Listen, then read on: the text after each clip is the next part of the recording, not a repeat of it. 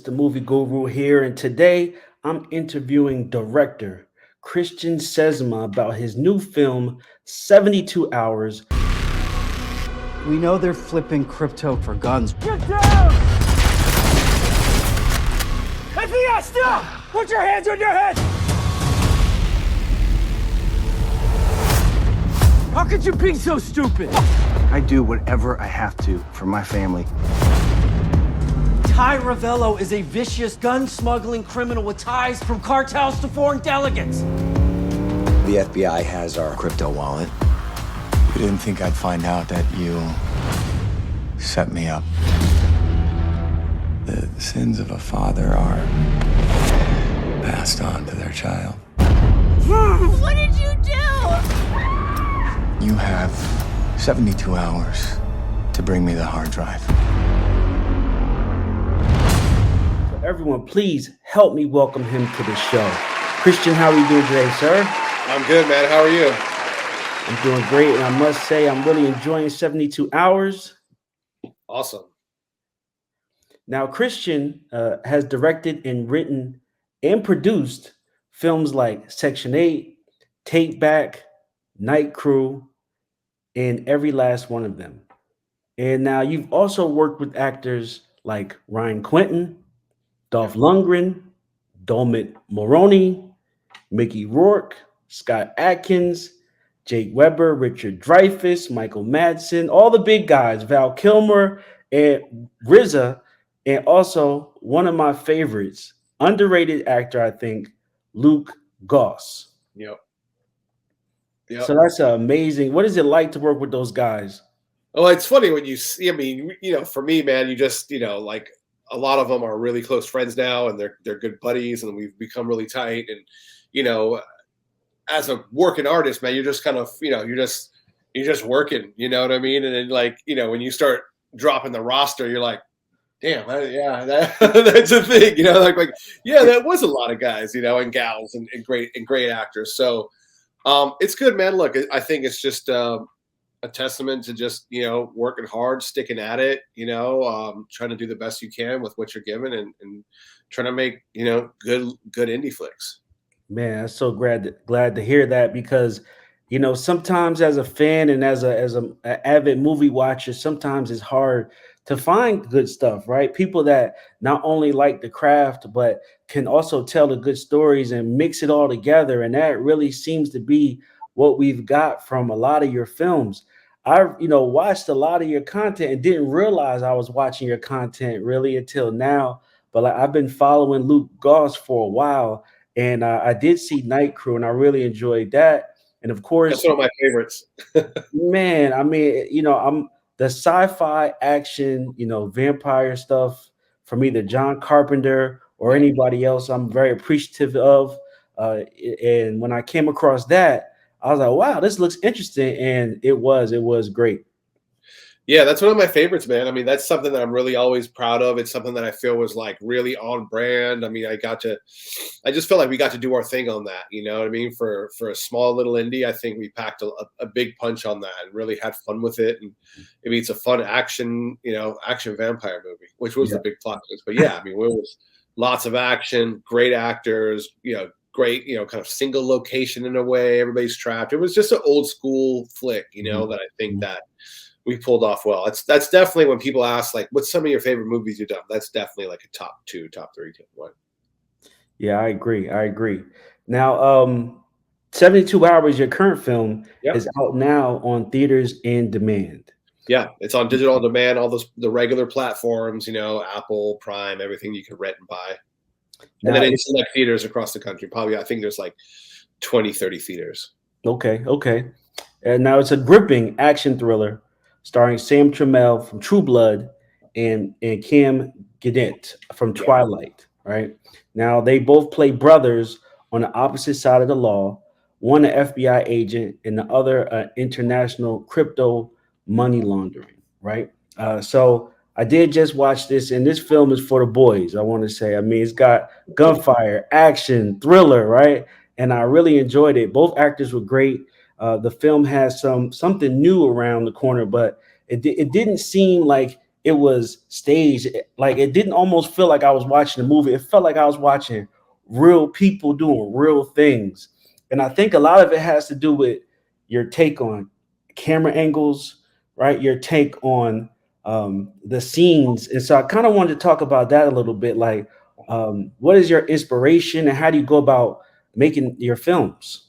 Well, I mean, look, first of all, thank you. That's really great that you say that about this, because I mean, I think as a director, at least for me, man, I mean, I'm always trying to keep it as real as possible. And same thing when we're trying to when we have a script. I mean, it's like the script is like the blueprint, right? So you have the blueprint, and you're trying to make sure the blueprint feels like the dialogue is coming off the way you and I are speaking right now. You know what I mean? So it's like when we're working the script and we're working these scenes out, we're trying to keep it as or like real feeling as possible and trying to shoot it as real as possible for me in some of these things, because a lot of these, you know, indie action flicks or indie action thrillers, you know, it's hard to kind of feel grounded because you don't have a lot of resources and money, and all these things are not big budget studios that you can really kind of paint the scene, you know what I mean? So I'm trying to make sure that we're trying to keep it with like a really gritty, real feel as possible, and just having people talking and just keeping the camera and the pacing and everything feeling like it's moving, you know? Oh, no, I definitely understand, because those things that I look for in films, and yours definitely stand out. I could tell that that's exactly what you were trying to do. I'm like, it's well paced. It seems real. They're doing a great job on action, and then also lighting too, right? Yeah. And now I know you direct, you write. Do you also do like the cinematography? Like, how do you? No, I don't. That's one thing I never did. You know what I mean? Like I mean, technically, I did my first feature like that, but after that, I've always had, you know, a DP and a camera team. So this one, the cinematographer was this guy named Tyler Eccles. Great. We've done a few movies since then, but Tyler's awesome. Like out of Georgia, he just he knocked it out the park on this. I just love the way he did it. So I'm like, you know, definitely him and I are going to work together on other stuff, and we're planning on it. But he did a great job on this movie. Okay, yeah, that's great to hear. Definitely pat on the back for him. I definitely noticed that, and it set the tone, you know, for this gritty action film. Especially, you know, a lot of shots with lasers, right? With Yeah, it, yeah, that was fun. really, Well, you know, we'll talk about tie-in, bro. Like the laser shots were straight out of Night Crew. So when we did this, we did that whole same exact thing in Night Crew. So when these guys in Night Crew, and this is where I did it, like the guys in Night Crew, they go and they storm this rundown motel, and they have, you know, their lights, and they have the lasers and stuff like that. And so through the smoke, it all looks super cool. So we did this in Night Crew, and so when we were doing this again in Georgia, when this kind of team is infiltrating the woods to try to get to our team in 72 hours, I'm like, let's do it this way. I've done this before, so it was cool. Yeah. That was a straight up Night Crew connection. Well, yeah, that was great. That was a great decision. Also, talking about script, I see you worked with Stephen Langford, who wrote this. So, can you talk about the process of like getting a script or submitting a film? This was the original writer on this was Sean Crayne. Okay. Sean Crayne was the original writer, and with a story from Roberto Sanchez, who's also in Night Crew. Talk about Night Crew connections. So Roberto Sanchez is one of the bad guys in Night Crew. Come to find out, he had this story. I didn't even know they was connected. See, everything goes back to Night Crew. But everything. Anyway, so Sean, they had a script, this, that, and the other, and you know, it was good. And you know, a lot of times I'm able to kind of do a director's pass or like a full rewrite on it, depending on where I think it could go or where I think it could be stronger or whatever. Or I can, you know, we can attract different actors to it. So, you know, I took their existing story and script and kind of made it a little bit more character driven with regards to the brothers and that relationship, and kind of, you know, again, talking about like I've done so many team up movies, you know, like Section 8, Night Crew, Vigilante Diaries. These were like team up movies where a bunch of people get together and they go off and solve the mission. So, you know, definitely adding that to this added some bigger action elements to it, you know. So just did a good, you know, a revision on the script to make it a little more action oriented, character driven, this, that, and the other, and kind of fleshing some things out. So yeah, that was fun. Okay. Now, as far as casting, how do you go about selecting actors for your films? it seems like, and it's probably a coincidence. You work with a lot of the cast from True Blood, right? It's a coincidence. That's what's funny. Yeah, that was a coincidence. I mean, with Section 8 and Ryan Quanten, I mean, Ryan's awesome. And then with this one came out, I was already talking to Sam Trammell about another project the summer before, that summer that we shot this movie. And when this project came across, I was like, look, I really want to work with Sam. Phenomenal actor, just a TV veteran. I just knew like him and I would hit it off. So Sam Trammell and Cam Gigandet, we have the same managers. Okay. Just happened. So we were able to kind of get them together as like the first main package. And then the producers brought on Pierson Fode as the main bad guy, you know, and then we were able to kind of round out the cast with Janet Kramer, who's amazing, Vernon Davis, Nicky Whelan. So it was really fun. Yeah, you know, True Blood, when it first came out, was one of my favorite shows at the time. I mean, Sam Trammell was definitely a standout. He's so good. And just what he brought to the screen. And I'm glad to see him in something that I feel like also fits him, right? Because we wanted to see more of him. And now we get a whole 72 hours of him. Yeah. It's like, you know, it's really his movie with Cam, you know, but I do feel like this is Sam's movie, you know? Yeah, very much. And so when it comes to directing acting scenes, right? What's the process that you have behind it? Do you kind of let the actors, you know, do what they feel, or do you instruction from, you know, the storyboard? Like, how does it sort of work as a director? I'm a real collaborative. I always, you know, I feel like I'm an actor's director because, you know, I feel like in order to feel real, we have to work it out and we have to like play around. So like I said, I always treat the script as a roadmap and not like the Bible. You know what I mean? Like it doesn't have to be word for word. Everything's doesn't have to be exactly like that because that's not real life. And, you know, movies take on things of their own, you know? So once we get into the script process and we start working out the scenes, kind of just work it through until it starts feeling real and natural, whether that's in the script or outside the script. So I do like a lot of improv too. I do that. I do like a lot of like, okay, how about let's just try something different? Let's do this. Don't say it that way. Let's go this way, you know? And we try to do a lot of playing so that at the end we have choices that sound real natural and then we can have the energy in it. So yeah, I'm kind of real, you know, collaborative way with like improv and going off rails a little bit to kind of find what the scene really is and the script really is and the best way to go about it. Okay, great. So I want to talk about the evolution of crime thrillers, right?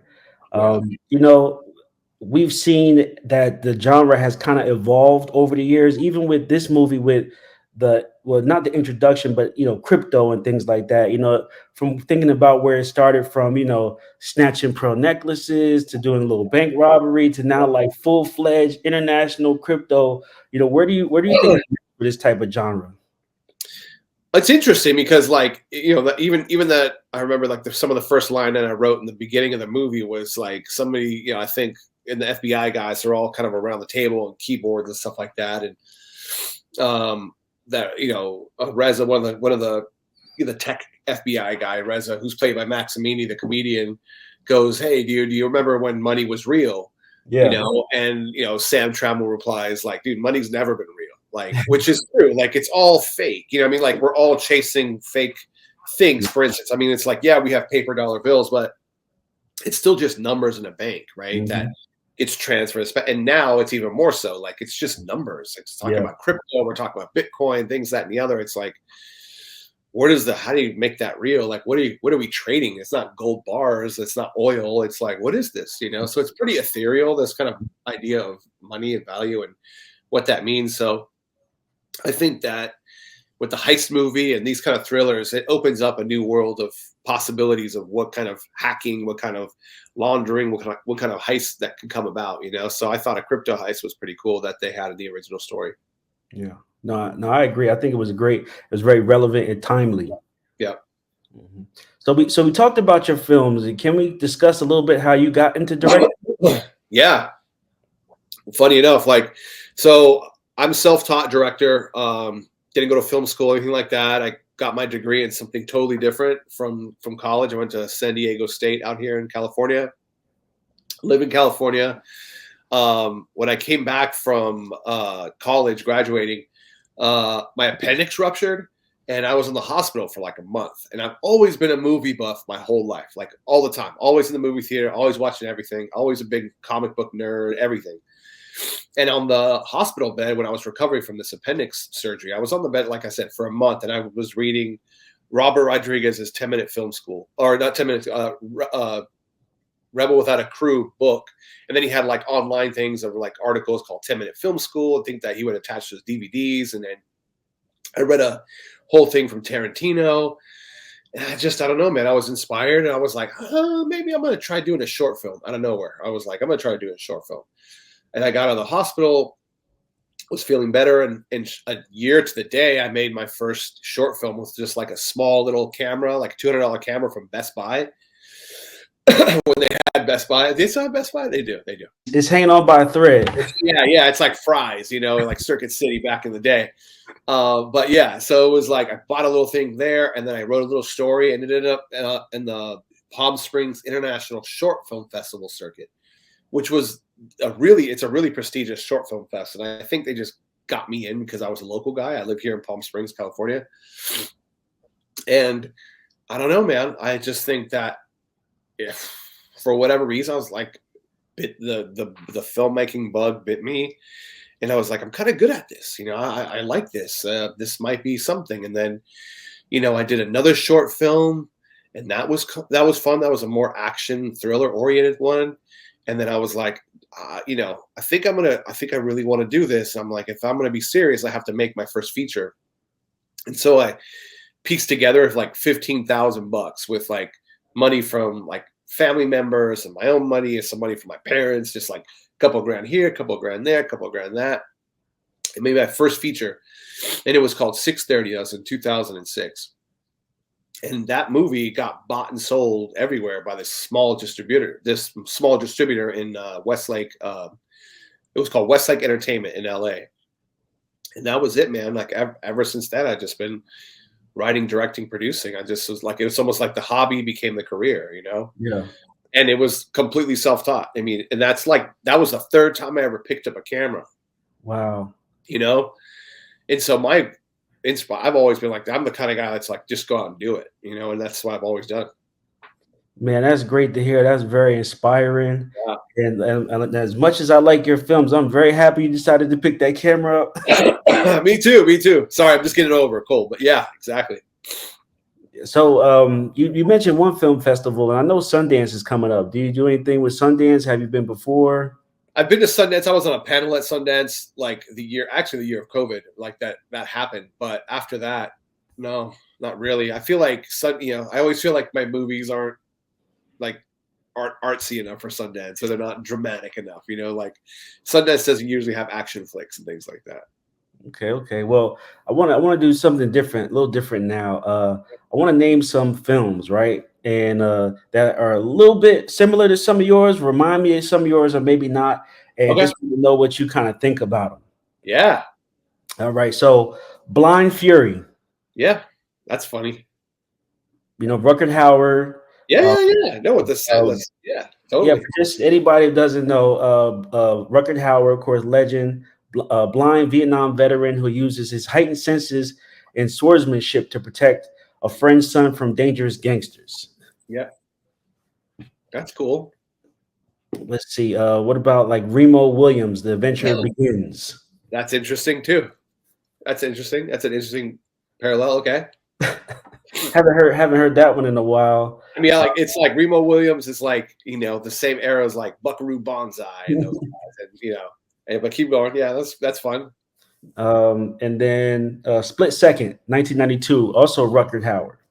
Wow. Have I seen Split Second? I don't know.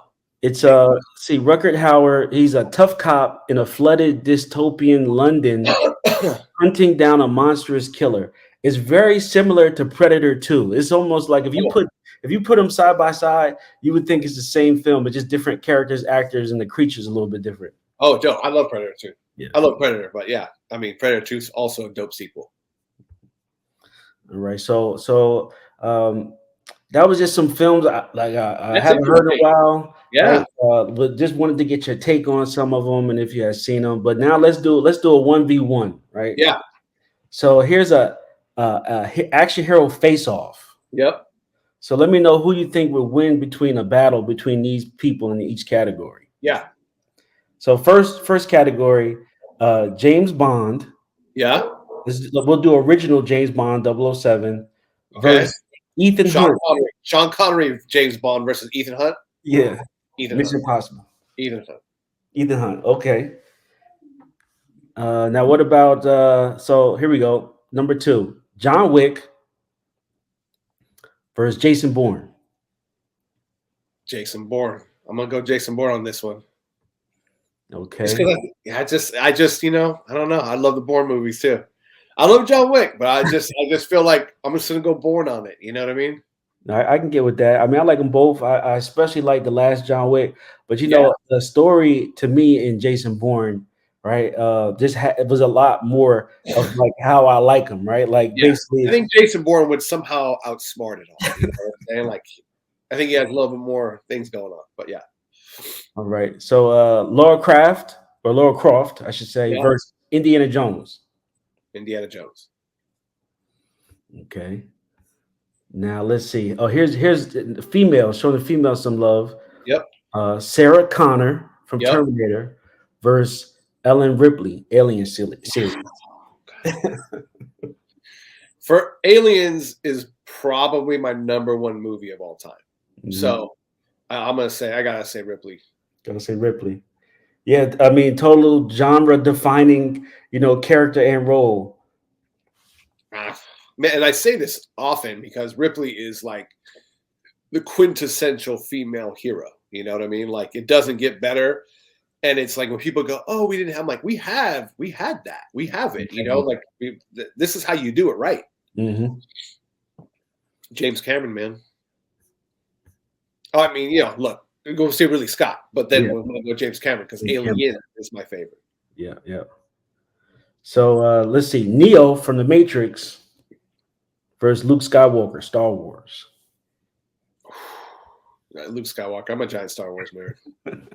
I mean, look, I'm looking around my office. I'm like, I got Star Wars stuff all over here. Yeah, I think anybody who's big into movies was very much influenced by Luke Skywalker, and wow. I mean, come on. I mean, this is. I'm gonna have to say Luke Skywalker. Yeah. I mean, I'm staring at his lightsaber right now. Yeah, exactly. It's on my desk. No, that's great. That's great. Yeah, it's on my desk, and then I got Mando over here. Oh, okay. yeah, another great one. Yeah, that's the lightning round. You definitely nice. Good on that. I mean, those are some of the most iconic roles. Just love to get a take on it. So thank you very much for sharing. Yeah, yeah, of course. That was fun. That's the first time anybody's done that, which is like, that's my cup of tea, man. That's all we do. So in the lines of movies and your projects, what's next for you? Well, we got another movie coming out in January called Into the Deep. That's my shark movie, man. So I'm really excited about that. We shot that in Thailand. It's like Richard Dreyfuss's return to the shark genre, really. Wow, man. Man, a huge round of applause.